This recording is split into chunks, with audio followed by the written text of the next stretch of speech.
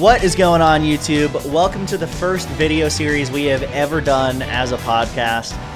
Persona 5 Royal is an absolute masterpiece. It's considered one of the best video games ever created. So me and my best friend Chris decided that we're going to talk about it. We're going to play through it together. So that's what these videos are about. We have a podcast where we talk once or twice a month about games, music, movies, and all the other things that we love. But this is about Persona 5. You can find that podcast, the PlaySound podcast, everywhere you listen to your shows, whether that is Apple, Deezer, whatever. But for today, we have an awesome few episodes. In these videos, you're going to hear us discuss some of our favorite story beats from the first arc in Kamoshida's Palace. You'll get impressions from Chris as a newcomer to the series with like this completely fresh start, and impressions from me who's played through Persona 4 but has never played through Persona 5. And then we'll do a deep dive into some of the things that make this game great according to us and according to all of the other people out there who've ever talked about this. So this includes the amazing smoking hot acid jazz, that's it. Acid jazz soundtrack, the battle system, how it compares to games like Pokemon, SP management, dungeon crawling, and so much more. This game could seriously take a college course to just learn about it, but we're going to do our best to represent how much we love it so that you can get out of this video if you want to play this or if you just kind of want to hang out with us and listen to us talk about it. I hope you enjoy watching as much as we've enjoyed creating this because it's been an absolute blast. But whatever, who cares? Let's get into it. Phantom Dweeb's out. See ya.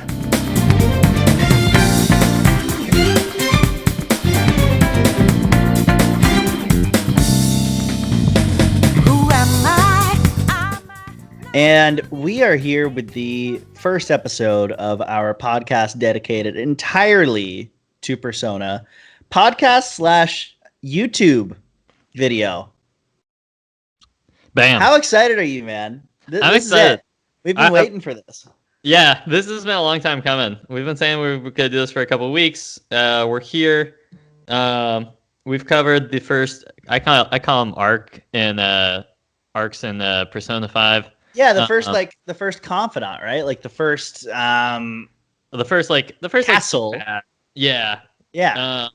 And so I've never played Persona before, so this has been really cool for me to kind of dive in and find out what this whole series is about. And so it's really cool. I played Persona 5 in like 2018. And I played it for 2.5 hours. It shows up on my PlayStation account because I look at that. And I played it one time, and I've never played it again. And so I have played Persona 5 Royal just about 10 times as much as I played Persona 5. Yeah, and I'm kind of in a similar boat. I started playing Persona whenever it first came out because it was kind of getting like these crazy reviews across the board when Persona 5 came out. And this is just like a little bit of background for everyone who's watching about like my history with Persona. I played Persona 5 and I stopped after I beat Kamoshida's Palace. Like I never got any more into it than that. I moved from one city to another and just ended up not finding time to play a 100+ hour game.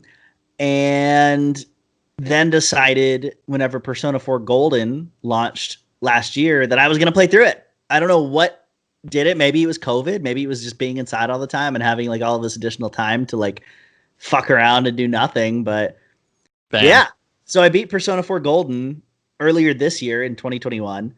And then we made a blood pact to play through this game together. From separate locations, but we're trying to keep pace with each other and not get too far ahead or too far behind. So we can, we're basically covering the same amount of game at the same time. Well, and here we are, right? Calling ourselves the Phantom Dweebs. The Phantom Dweebs. I love it. I think we have to go with it. Like, what else is there to go with now that you've said it? I don't know. It's hard to look past it and think of anything else. Mm-hmm. In fact, I kind of want to get a T-shirt that says the Phantom Dweebs. Honestly, that might end up being the podcast name. But the reason that we're doing this is because as opposed to doing our regular podcast, which isn't really all that regular, like we might do an episode every couple of months, we wanted to do something where we specifically talked about Persona, this game that I've learned to love, this series that I've learned to love and have learned a lot about, and that you, as like this newcomer, are just now getting into. Yeah, it's really cool. I don't have a lot going on in my free time, and so you know what? When you asked me if I wanted to dedicate 100+ hours to this game, I said, heck, why not? I think Let's it's going give to it a be go. closer to like the way that we're going to play this. It's probably going to be closer to like 120, 130 is Yeah. my expectation of this game. Look, I'm about, like I said, I've said, I'm about 20 hours in, and I've watched a couple of like Persona 5 YouTube videos like for beginners, and like Yeah. Persona 5 videos covering this or that. And man, You almost have to. sometimes whenever and sometimes whenever they show the map of like where you can go in Japan, I realize I have like I have unlocked about like just a very small increment of what is actually like going to end up being available to me like later on in the game. And I'm just like, oh cool, so I've played 20 hours and I can go to 3 places, and there's looks like you can go to like 15 places by like the end of the game or at some point. And I'm just That's like, a big knock on this game too, is that people say it's like a 15-hour tutorial. And to the yeah. people who say that, I say, screw that. It's fun. Yeah. I enjoy it. And you have to spend that time learning how to play this game. Yeah, well, I think, and again, well, not again, but the game does. So let's say that the game is like between 100 and 120 hours. Like it makes sense that like the first like 15 hours or so would be tutorial based. Like it is such a large game and it covers Yeah. so many areas and there's so much to do.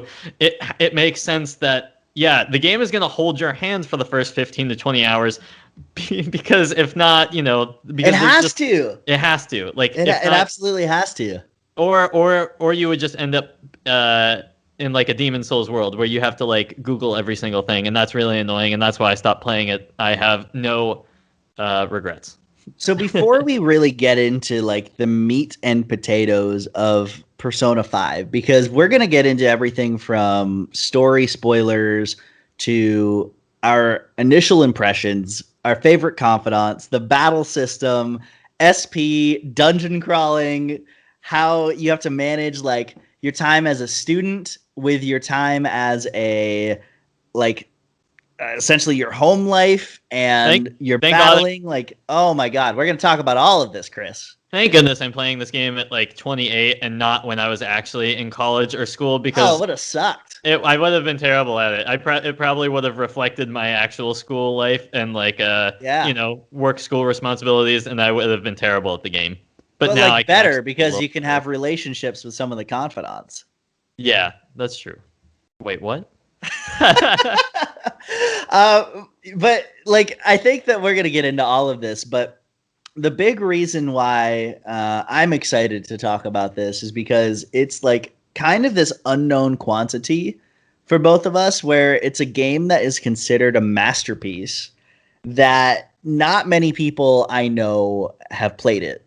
And I think that whenever you first start looking at this, it seems so absolutely unapproachable from the perspective of like your average, not just like younger kid who might be looking at this. This is like a very mature game with like mature themes and everything, but like there's this point where maybe you have time, maybe you're in college and you can play this, or you're in our shoes where we're like adults and we work and we barely have time and it just seemed super unapproachable. But I think we had the benefit of time because of COVID to like really get into this. And I'm excited to start explaining why I love this game and dive into like the nitty gritty stuff with you about like what this series and what this game is. Yeah, I'm here for it. Yeah, I have some thoughts too on it. Like I said, I've really enjoyed what I've played so far.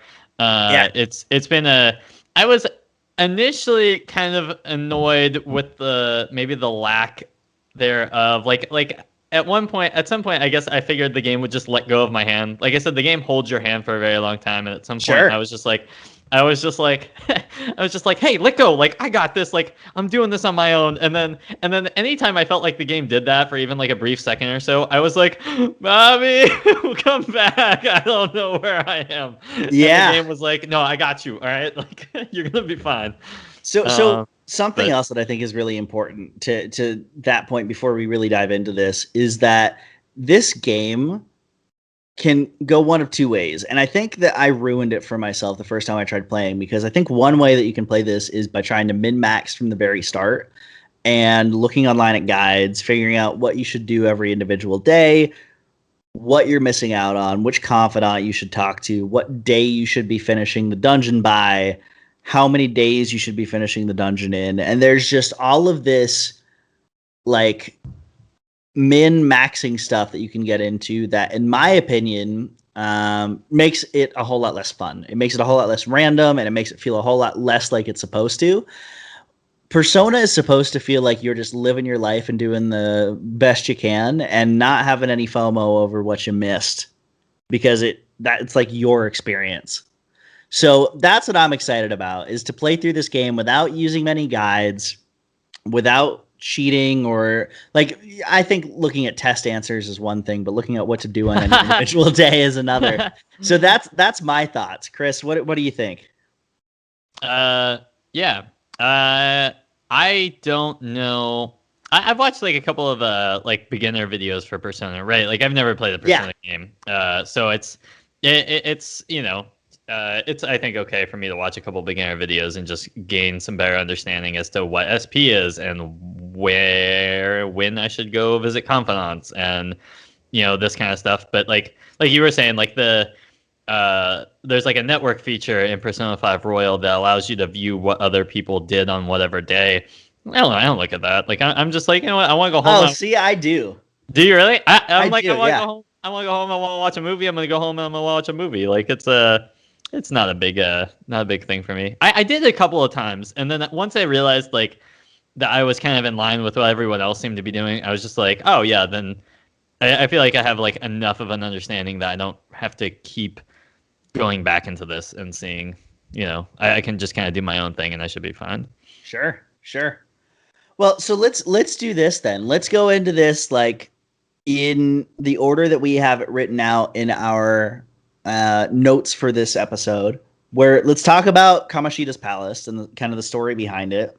And then we'll get a little bit deeper into it. We'll get into some initial impressions. We'll talk about the confidant system, the battle system, the story as a whole. We'll compare it to some other games, and then we'll discuss the balance between everything. Let's do it. So, Kamoshida's Palace, right? This is the first thing. It's kind of like the tutorial of the game. If I can start this conversation with saying that, like, Kamoshida is just like a general shitball. I hate him. Yeah. So yeah, for anyone who doesn't play Persona, or who spoilers. For really spoilers for like the Kamoshida bit of this game. Literally like 1/10 of the entire game. Yeah. Kamoshida is this you play as this student who has had to move and transfer schools because he was trying to help. This is like, can we talk about the beginning part of this game here? Sure. Yeah. This is like, this was something I felt like whenever you said that you played through Persona 4 and you talked about how the game dealt with certain adult themes and adult subject matter, I was just kind of like, oh, okay, like I didn't really know what that meant. Yeah. It's a pretty broad thing to say, but I kind of got what I thought was the gist that you were talking about. This game opens up with you play as this like high school student who is walking home from someplace one night and tries to stop a man forcing himself on a younger girl, and then you get arrested and taken away and then forced to transfer to another school.